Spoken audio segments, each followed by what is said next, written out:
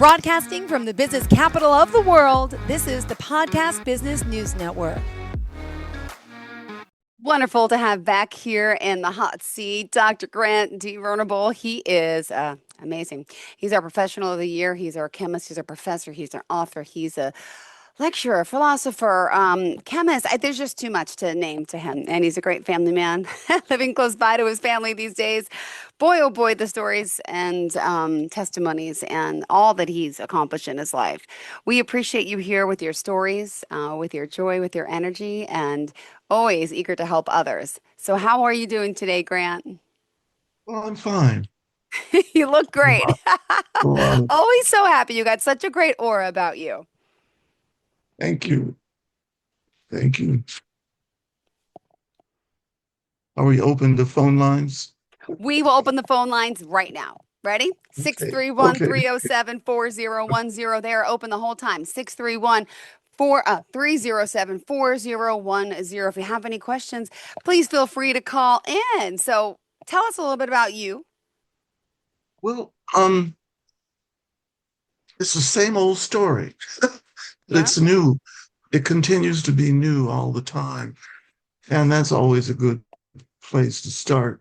I'm thinking of my first teaching period right now, as I was born in Los Angeles back during World War II. And that's an amazing thing for me to contemplate, because Franklin Roosevelt was into his third term of office. Yeah. And then I entered kindergarten in the later 1940s. So that really set a pattern for me. The teachers were such a wonderful, knowledgeable group of people and of very diverse heritages. Ultimately, my science interests took me into getting a bachelor's in chemistry at UCLA, and then finally a master's and a PhD in chemistry at the University of Chicago. So it was like going from one faculty to another, equally great faculty. Mm-hmm. These were people, a lot of the professors worked on the Manhattan Project, which developed the atomic bomb in the, 1945 is when it was tested and developed. Well, that event led to both greatness and neurosis for the scientific community, because it was such a terrible thing destructively. And it's as though the government decided it had to find what are the peaceful uses of the atom, the atomic nucleus. And that's where the national energy labs developed from the University of Chicago, also Columbia University, and also from Oak Ridge, Tennessee. Wow. And Oak Ridge and the Argonne Laboratory were the first big energy labs that were developed in the United States. And I knew people who had worked in both places, Argonne and Oak Ridge. So my postdoctoral advisor had worked at Oak Ridge before he went to work at UCLA in the radiation biology lab in the medical school. Dr. George Reed was at the University of Chicago as a nuclear chemist. He analyzed the elemental content of some of the first moon rocks that were collected by the astronauts who landed on the moon in 1969. And I happened to be driving back from vacationing on the East Coast and stopped in Michigan on the shoreline, Union Pier, and stopped to see my cousins there. They live next door to the Reed's cabin, and I decided to go visit George and watch the moon landing from his cabin at Union Pier. Now, I'll take a hop from there to my first teaching position at the university level, which was at the California State University at San Luis Obispo, Wow. Cal Poly, as it's known as, the first Cal Poly to be built.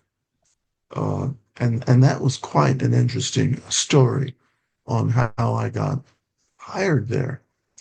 But what I want to focus on today is uh, some scenes, actual experiences in the lecture hall at Cal Poly in the chemistry building, and some content of some of my lectures. And my lectures were filled not only with technical material and mathematical material. I would make comments about the students' own learning, their own ability to expand their minds, and to be careful about being too dependent upon electronic calculators, which were Oh. just becoming commonplace in the middle 1970s. And although they're useful and fast in making calculations that they're working on in chemistry, but they can be quite addictive, but they don't tell you Mm-hmm. everything. And you have to always, whether you're using a slide rule Yep. or a handheld calculator, you have to be aware of the magnitude of Mm-hmm. your answer. You Oh, have yeah. to know the difference. If you get the numbers 125 on your screen, you have to be careful where the decimal is. Is it 1.25 or is it 1250? And the computer isn't always correct. And the handheld calculator wasn't always either, because if you input the data with the wrong decimal point or the wrong Mm-hmm. exponential behind it, you'd end up with the wrong answer. It had the Okay. right digits, but it would be the wrong answer. Wow. And that was always to be watched when you're given something that you think will be neat and useful and exciting. Now we're looking at what? Artificial intelligence. Intelligence. Oh my goodness. Yep. It's the same, it's really the same principle there. Yeah. And by that, I mean, it's fast, it's fast, it's faster than heck. Yeah. You have to know what you're inputting into your computer for this AI to work and give you an opinion or an answer, because it's not any longer just a number that you have to keep track of the decimals for. But AI, you have to keep track of, well, where is this artificial intelligence coming up with its inputs to give me the answer to my question that I'm asking it? Plus, we're finding out now it takes infinite loads of electrical energy to run computers that have AI software and applications. So electricity means expense. Mm-hmm. It means more, and you have to be uh, careful about that. But especially when I first discovered really the capabilities of AI about 3 years ago, my nephew Ronald called me up from the Bay Area and said, yeah, "This is neat. You need to try this and see how it works." So I fed it the title of my book. No, I fed it one of the subject topics in Yeah. my book. Now, the book that I'm dedicating this podcast to Mm-hmm. is Footsteps. Footstst. No, it isn't footsteps, it's footprints. Footprints in a chaotic unknown. Art, science, oracles, kinfolk. So it has all those elements in the chaotic unknown, which is, of course, where we live today in a chaotic unknown. But it wasn't very chaotic in 2012 when I started working on the memoir that I came up with. And it took me about 13 years to finish it because Mm-hmm. things kept happening in society that I wanted to include in my memoir and how I interacted with these events in society. So I'm not even going to go into the details of the political events today because everyone knows that they're being bombarded with them in very uneven, chaotic ways in the news media. You get news feeds that come over your internet and you sit down and turn on the computer. And the question is, how do you make any sense out of what you're seeing? Because Yeah. there's so many contradictions depending on what corporate media Yeah. that Oh, you're hold on. watching. We got a call coming in. Hello, hello. Welcome to the show. You are live on the line with Grant. Who's this? Yeah, hi, this is Aaron. How are you? Hi, Aaron. Grant, can you hear Aaron? I do, yes. Great, Aaron. Where are you calling from? I'm calling from Sayville. Fantastic. Sayville, New York. Yeah. Great. Go ahead. Ask I your didn't get questions. Oh, the town. What? Sayville, New York. I know where Oh, that it's is. it's it's a town in New York. Okay. Yes. Go ahead. Yeah. So I have a question for you. So, I tell you, this is all very fascinating, but I had a question about the AI portion that you were just discussing before.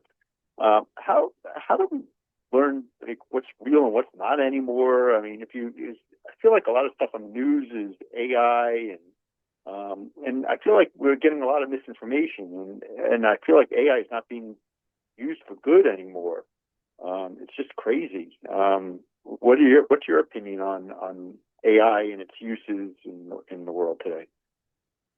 Aaron, AI is great. It's a great tool, but one needs to learn how to use it and to learn what is contained in the application, the software application of AI. And that's what I was about to talk about in terms of I had to experiment.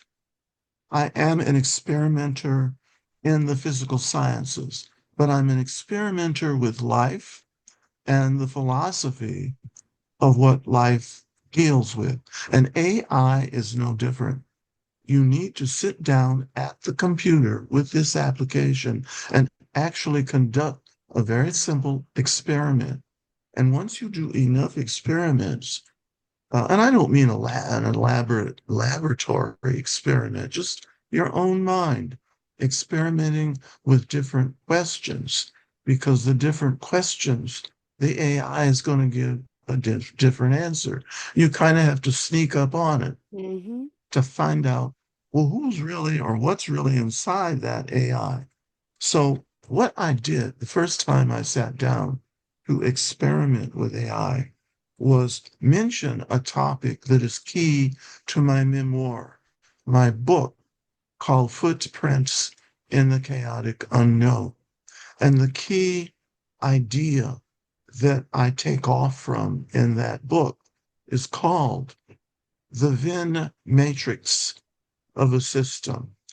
And that's matrix, the same word in the movie titled The Matrix. But Venn represents my last name, Venerable. But I decided to shorten it, or my students decided to shorten it and just make it Venn matrix. Well, AI got back to me right away and said, well, it sounds like you're talking about the Venn diagram.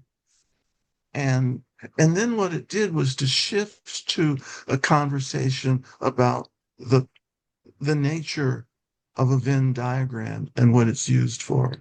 And I said, aha, it didn't understand my question.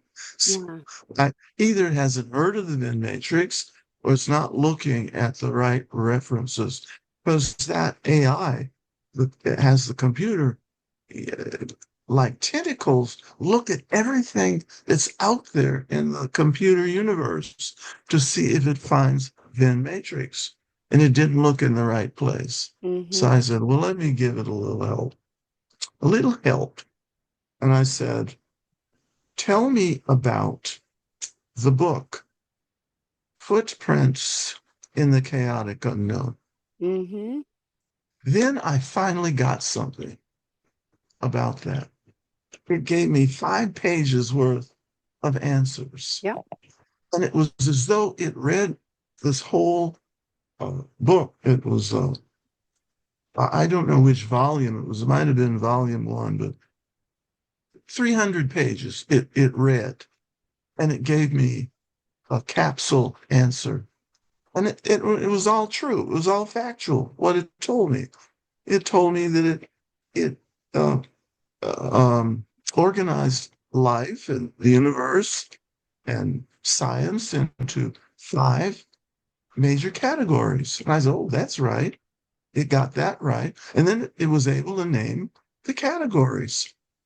And so one category is the resources in a system. Another category is the uh, objective functions of a system, what it wants to do to achieve its goals. And another category are all of the linkages and connections and connectors in the system. And then another category is all of the change processes that are in the system that you're applying the Venn matrix to. And the 5th one is the biggie. And it gives us the word quintessence, because the other 4 are the 4 essences of a system. But the quintessence is the major spiritual essence of a system. And I say spiritual advisory because I don't want my scientific and mathematical colleagues jumping out of trees and saying, well, we can't deal with spirituality because we have to deal with something measurable. And you can't measure the spirit. I said, well and good, fine. Let's just take spirit to be those invisible properties of a system, and that you don't necessarily even understand those invisible properties, but just take it as it is. So that domain E is what holds the system of the other 4 elements together in a unified whole. And that is a whole that emulates the qualities of the universe itself, or of bioecological systems themselves, if you have it right. So that's, Aaron, is really the answer to AI, is you have to keep prompting it, giving it a prompt, so that you can know what it is that it can do for you, what kind of answers it can do for you. So I hope that helps, Aaron. Yes, thank you very much. Appreciate it. You're welcome. Thank you so much for calling in. You Yeah. enjoy your day. And I'm going to open up the phone lines again for anyone else that wants to call 631-307-4010. Grant D. Venerable, thank you Now, so much. now, So, now I want to get down to the yes, nitty gritty go ahead. of Go ahead. this conversation, because now we've all heard about the tragedy that occurred last June 12th when Flight 171 went down, just within a couple of minutes of takeoff, and only got to about 500 feet elevation, and then it went right down, nose first. I've heard 2 explanations, because it has baffled the experts who have been investigating that disaster, in which 280 people lost their lives, except one person. One person survived with some injuries that were not life-threatening. Those are 2 questions that need to be addressed by the scientific, psychological, socio-psychological, theological, economic communities. But we haven't gotten into the habit of that kind of interdisciplinary investigating. But it's what I have been working on for years, ever since graduate school. As once I recognized that all of the principles I was learning about, all of the equations, the formulas were applicable to some aspect of human existence and societal existence. So I finally got two answers from these investigations of that crash within a month's time, Yeah. and they both said the same thing. Well, maybe in a little different way, but it came down to the same reason. And the reason was that the control system of the aircraft, which is this elaborate, unfathomable, complex electronic digital computer control system, communicated to itself that the plane, although it was flying and had been taken off, the pilots had already taken off, the system thought the plane was still on the ground.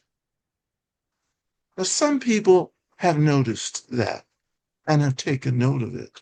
But I noticed it, and I knew there was another reason that was far deeper than the system thinking it was on the ground. But it's what you'd expect Yeah. of an investigative philosophy behind the computer that is only looking at a narrow logic. Yep. By logic, you mean the rules of procedure that make that system operate properly, hopefully. Yet, there's more to flying a plane than just the logical operating system. And of course, the industry that manufactures technologies attempts to build backup systems so that if there is an error, that error can be caught and remedied before there's any injurious results. Well, you'd have to conclude there was no backup system on that Boeing aircraft Wow. called Flight 171. So what's going on there? What's going on is that the history of humankind's development of an advanced technology is showing up the flaws that were built into the technology that the builders could not recognize because they were never trained in the areas, the fields of knowledge that could do that. And I said, by golly, this is two confirmations of what I thought. And I'm going to come down to our old friend that everyone in the scientific, I'll say the world of the physical sciences studies this one equation, but they don't necessarily apply it outside of where the engineers want to utilize it. That's where we have to kind of stop and take a pause, take a deep breath and say, well, what in the world is Grant talking about? And I'll tell you what he's talking about. I'm talking about an area that is so technical, complex, and advanced that it's even too much for some of the best educators to master, handle, and teach to students. And that area is a very simple title. It's called general education.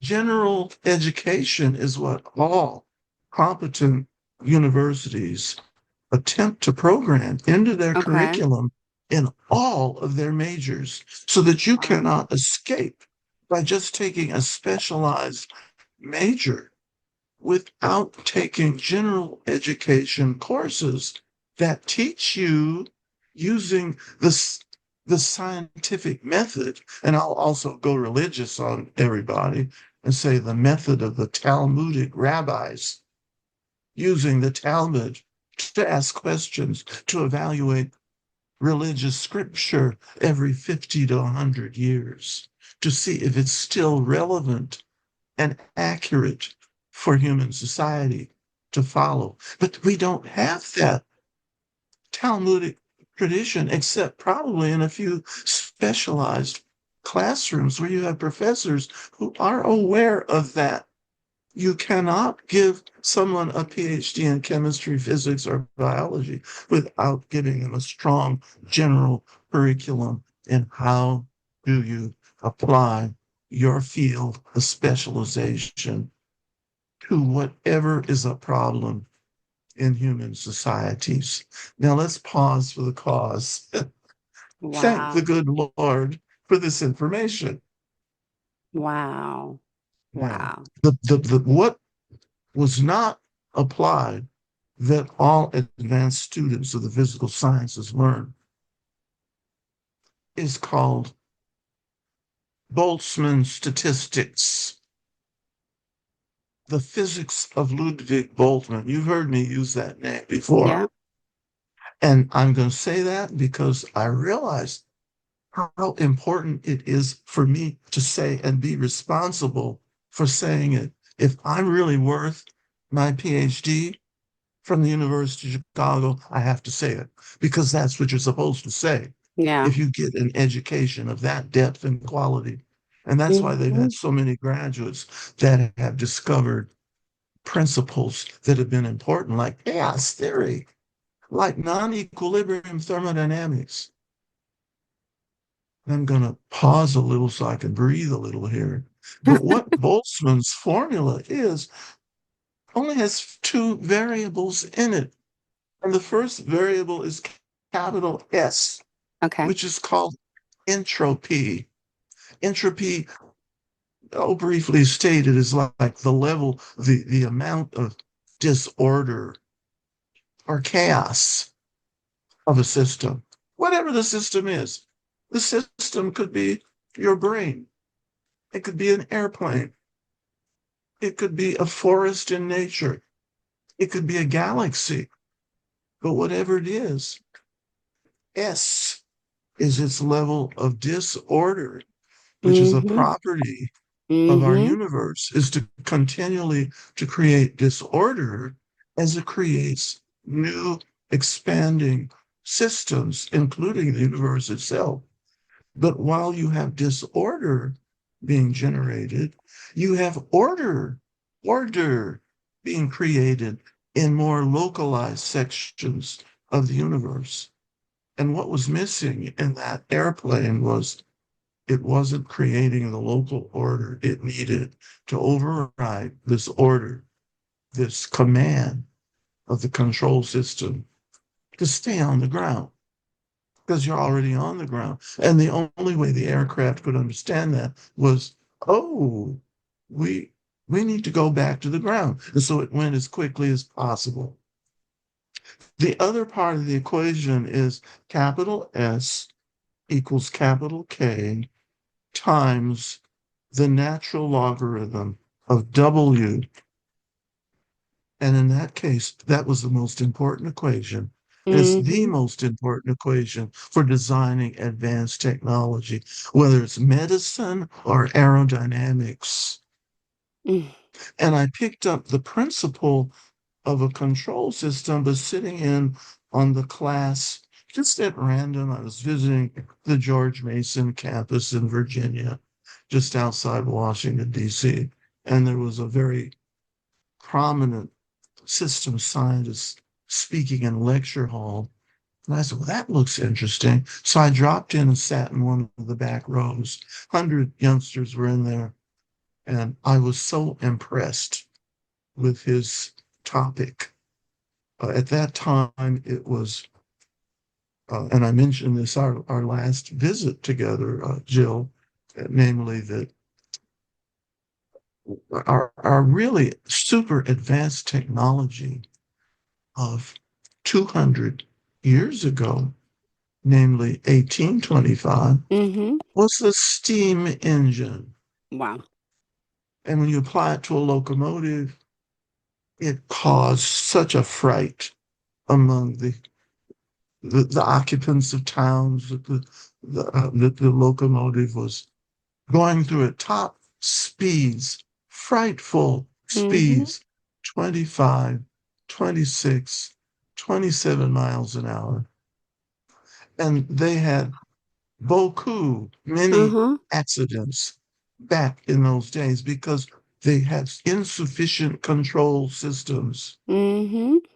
And now that's what the aircraft companies have to go Wow. back to square one on how to design an advanced aircraft using this Boltzmann equation, S equals K, the Boltzmann constant, times the natural logarithm of capital W. And W is the key here. Mm-hmm. That's the number of parts, basically the number of functioning parts that is the constitution of that system. Of course, the steam locomotive didn't have as many parts, but it was complex for the day. Wow. Not as many parts as a passenger aircraft, a jet aircraft today. So it means, just to use it qualitatively, if you reach a critical point in the number of parts and you add one single part more than that system can handle, that system is going to implode Yeah. Oof. because it's past its carrying capacity. Yeah. Just like a city, an urban metropolis like Los Angeles, which I live 2,000 feet above and about 140 miles away from. And that city, with its freeway system, with all of its electronic communication systems, is really past its carrying capacity for carrying that system. And the Yeah. fires showed us that of nearly a year ago when the Pacific Palisades fire and then the Eaton fire. And there was insufficient communications. There was insufficient ability for the fire departments to respond. Well, of course, everyone started pointing fingers, Of finger course. pointing. Oh, Yep. it's the mayor's Yep. fault. It's the supervisor's. It's somebody's fault. But it's never our individual. I don't even want to say fault, but we as individuals are responsible to maintain a responsible leadership and technological management capability Mm-hmm. so that those things do not happen. Yeah. So that I decided is my main job in retirement is to give considerable thinking time and then speaking about it Yeah. in podcasting. So that's my first great topic today. First. You have many great That topics. No, we covered AI. We did a lot today. we have,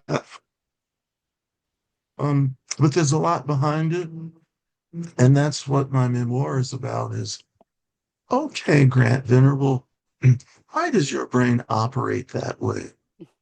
I mean, in a way, my sister and brother have brains that operate in a similar way, but they're different people. So Yeah.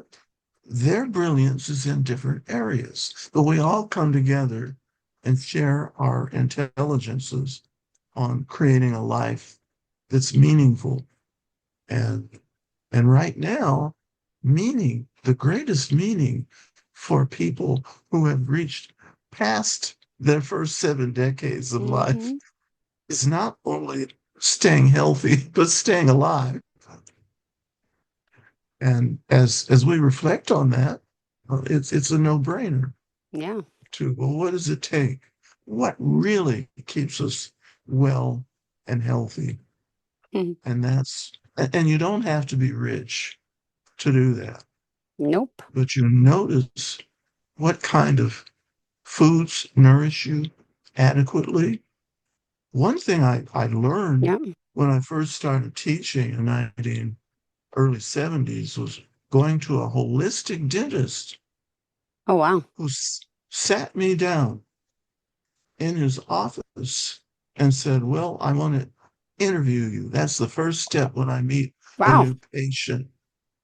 And the interview was about how do I live my life and what Yeah. kind of lifestyle do I live, which includes what do you eat? When do you eat it? How much do you eat?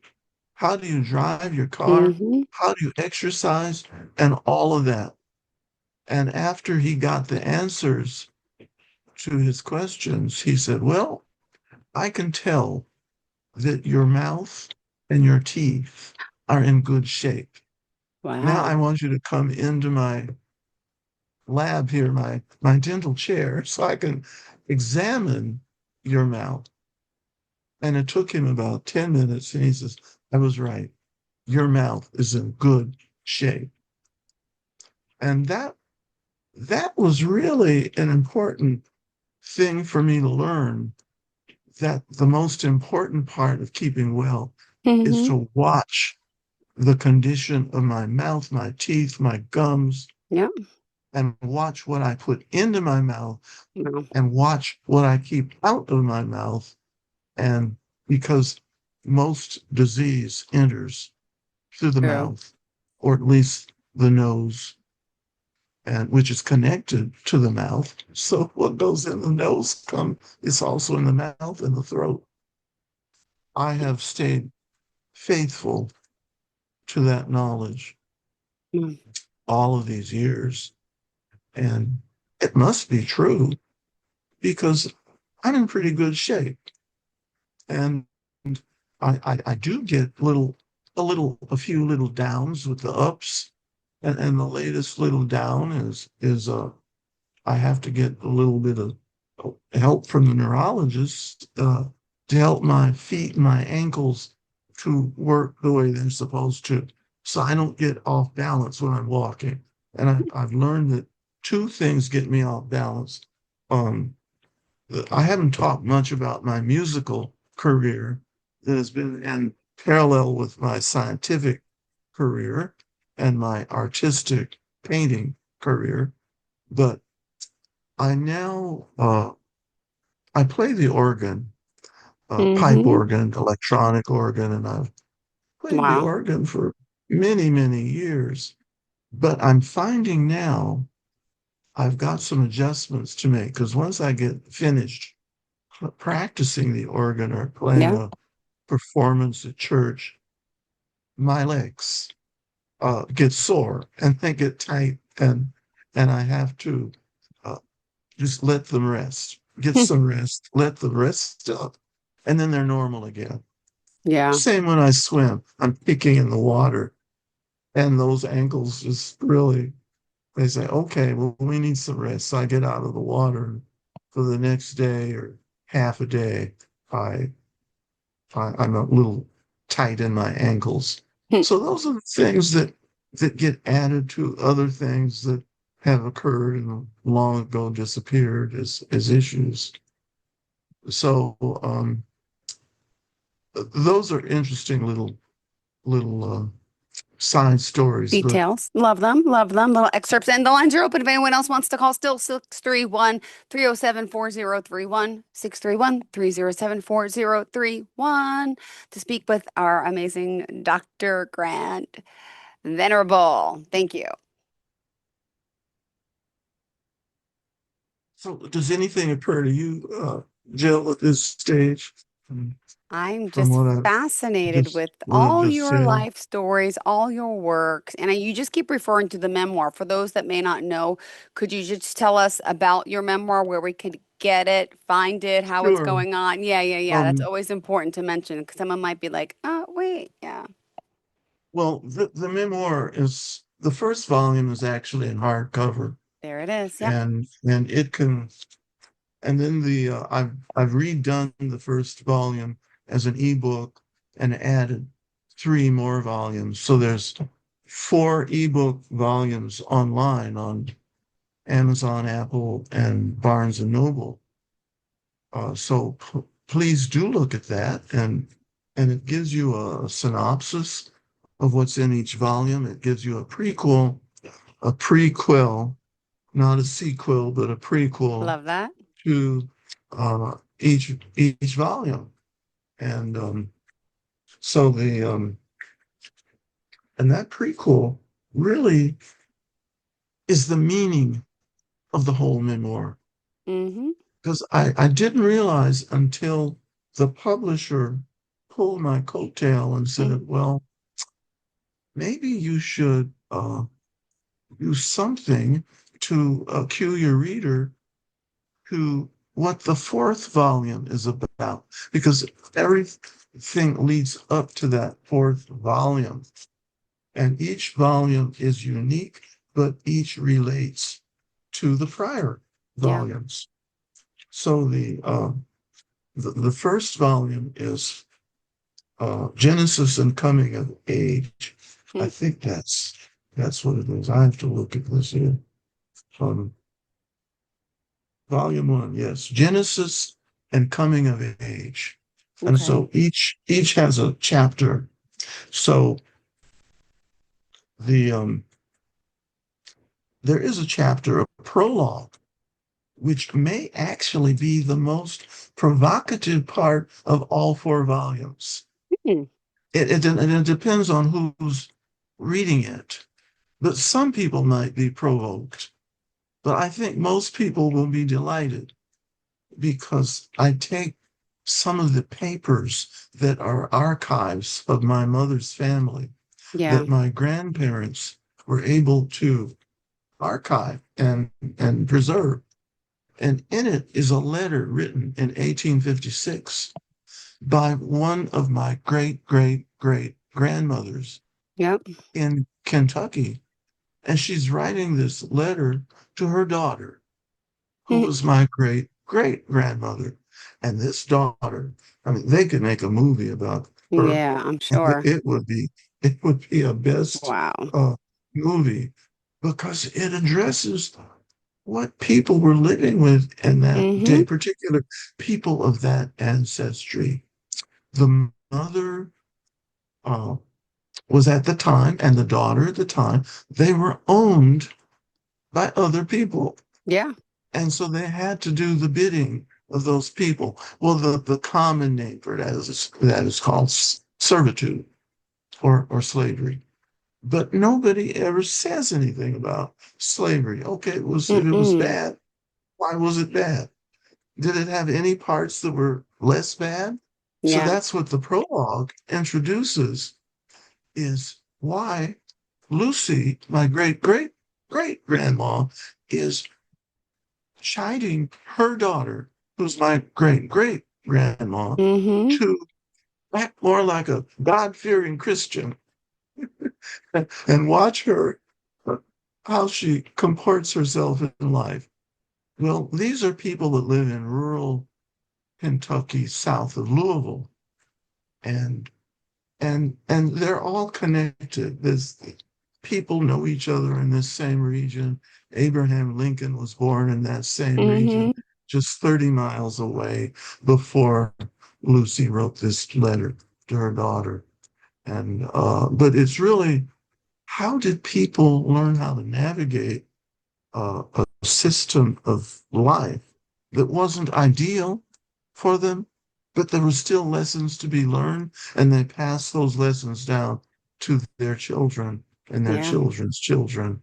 And my grandfather was a grandson of this great great grandmother. He remembers her, remembers seeing her, and but it would address a lot of our issues today, namely the issues of how people relate, how do they get along, how do they form love relationships, and how do they take care of those relationships, or how do they not take care of those Mm-hmm. relationships?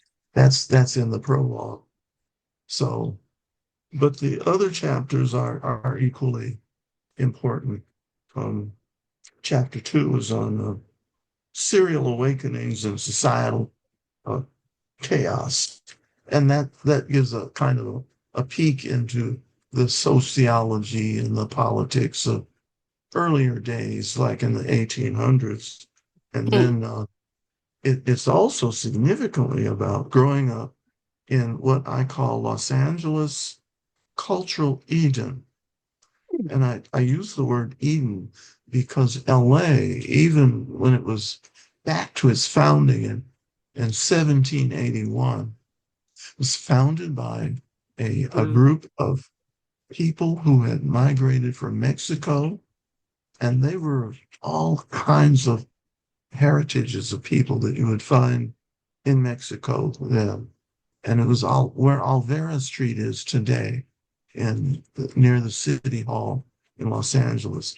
But it was a relatively nice place to grow up uh, Yeah. uh, after the 1800s into the 1900s, because they didn't have the legacy of slavery and Jim Crow. It wasn't perfect, and Hmm. nothing is perfect. The book emphasizes nothing's perfect, nobody's perfect, but we can Right. improve. So the looking up on the line, if you go to Amazon, you'll see the titles of all the chapters. There's a description of each volume online, and I think some of them will prove so important that you won't be able to wait to be Hmm. able to get a hold of it and have a copy for yourself. Um, so how are we now? We're good. We got 5 more minutes. We are good, sweetheart. So always Okay, great. on a roll. We got a lot covered today, as usual. And by the way, the lines are still open 631 307 4010 if you have any questions. All right. In the meantime, ooh, let's see what's going on here. We have, this man who has all this knowledge and background. We started off the show talking about the atomic bomb. And you mentioned, so you had friends, I gotta just go back to this. You had friends that were working on it or this after study I effects? had I had professors who had worked on the Manhattan Project, which was between Columbia University, MIT, and the University of Chicago, Oak Ridge National Laboratory, and a few other places. But the big main group was at University of Chicago. And so significant buildings on that campus were built to receive the equipment that was utilized on that project. And I was trained by professors who were professors back then on that project. The nuclear chemistry people, Dr. Reed and his colleague, Dr. Turkovich. Um, so I don't think the students were jaded by that information. I think we were fascinated, and we certainly enjoyed learning from these professors. And so we got I think, an extra deep look at science that you would get from going to other graduate schools. And it's really showing up in my brain more as I get older, because back when I was 27 and I finished the PhD, I was too young to appreciate what I had really gotten in UCLA and Chicago.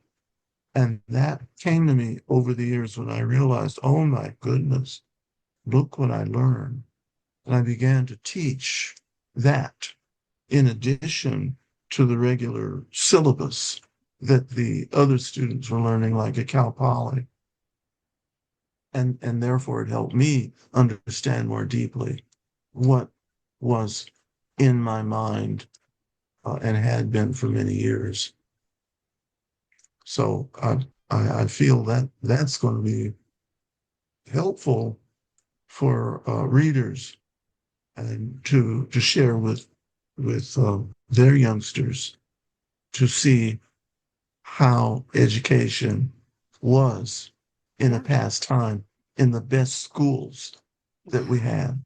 And we can have that back again Of as we course. get back to fundamental principles of how did the universe evolve in the first place? Yeah. How did living organisms evolve? And what I started doing in 1980 was looking at the properties of a living organism and just asking, what is it that makes it alive and living?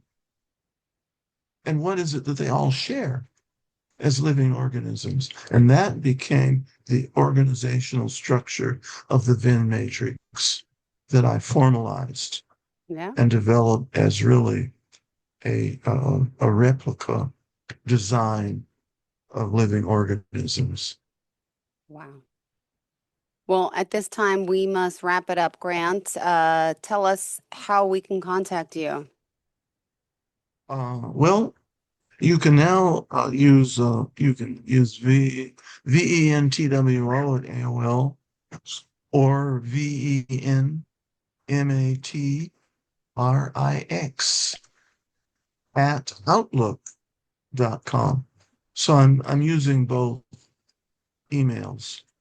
And Perfect. then also the website itself is uh, G Venerable or GD Venerable PhD.com, You just all got to Google lowercase. him. He's all over all these different publications. He's very famous. So just Google his name and we can find him.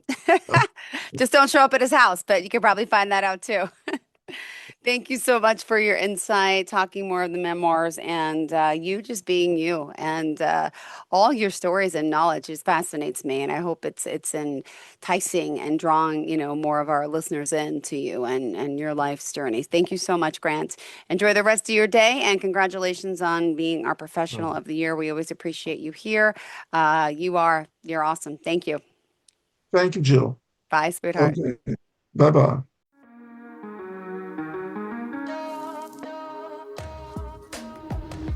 Broadcasting from the business capital of the world, this is the Podcast Business News Network.